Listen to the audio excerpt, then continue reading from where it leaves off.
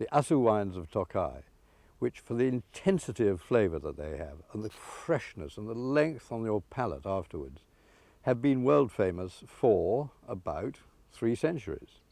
Long, long before anybody had heard of Sauterne, they were lapping up the Tokai from these vineyards. Great Tokai evokes every sort of dried fruit: apricot, raisin, fig, peach, pear, orange, quince, with honey and butterscotch richness, and with unplumbable depths, hinting at oak, even at cigars. Tokai has been produced in the northeast corner of Hungary since the 17th century, maybe much earlier. This part of Eastern Europe was settled by the mighty Magyars, warriors who combined the appearance of Vikings and cowboys. When it came under attack from the expanding Turkish Empire, its ruler, the famous Prince Rakoczy, used Tokai, his uniquely famous sweet wine, as a diplomatic weapon. Victims of his charm offensive included Louis XIV of France, Le Roi Soleil, and nobody could have been more appreciative. "Madame," he remarked to his mistress, "this is the king of wines, and the wine of kings." Even royal patrons were not certain of supplies. The Russian Tsars Peter and the lusty Catherine kept Cossack troopers in Tokai to guard their supplies. Very little reached Western Europe. When communism cut off its markets, motivation went too. By the 70s and 80s, the state monopoly was producing a uniform brew, with rare exceptions brown and dull, a travesty of its potential and its past. 1989 was the year of unrevolution, the unraveling of the communist bloc. That autumn, a small group of us went to Tokai to start a joint venture with some of the best remaining wine growers. Our aim was to identify the best vineyards, re-enthuse their growers with the idea of quality, and recreate the fabulous wines of the past. We called the venture the Royal Tokai Wine Company.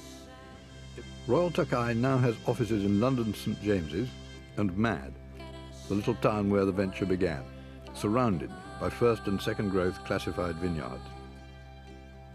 One of the key aims of the company has been to identify and reunite these individual vineyards. They were the first ever to be classified in 1700, a century and a half before Bordeaux or Burgundy.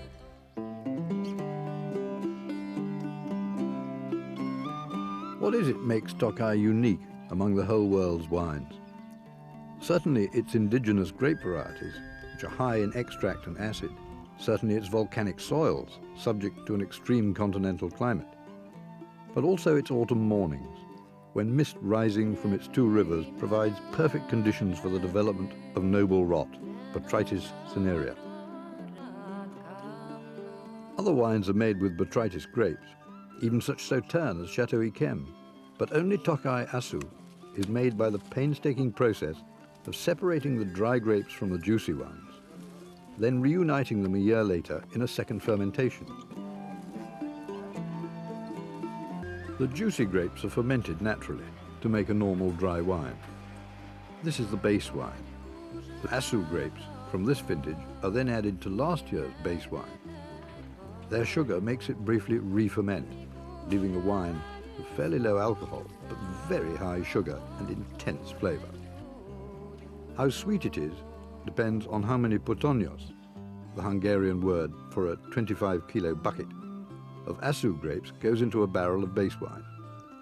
For the intensely rich and yet crisply balanced wines of Royal Tokai, the answer is usually five buckets, making a final wine with about 200 grams per litre of sugar, about 11% alcohol, and with an all-important 11 degrees of total acidity.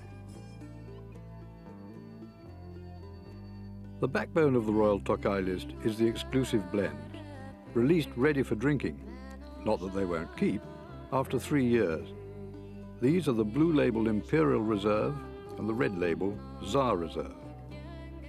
After that, there are the single vineyard wines, such as the first growth Betzek, deep, broad and earthy, Neolazo, vibrant and orangey, or St. Thomas, an incredible amalgam of exotic flavours. Each has a very different character. These are wines for serious cellar aging, irresistible as they are the moment you first sip them. The rare Asu Essentia, honey sweet, is only available in exceptional years. At the very top of the scale is Essentia, the pure syrup from the rotten berries, incredibly thick and only very slightly alcoholic. So how should one drink Tokai? One thing we've discovered is it's fantastically adaptable. Being sweet and refreshing at the same time, it's just as delicious chilled as an aperitif as it is drunk after a meal like a traditional dessert wine.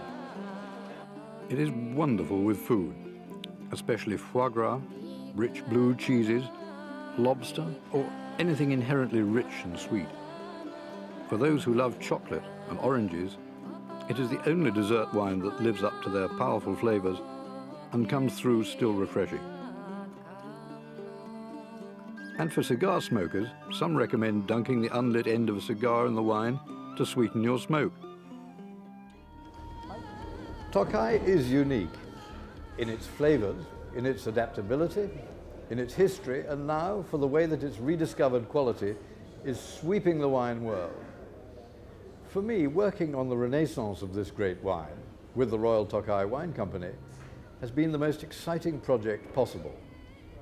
It combines romantic history with a completely different way of winemaking, leading to a taste of the future.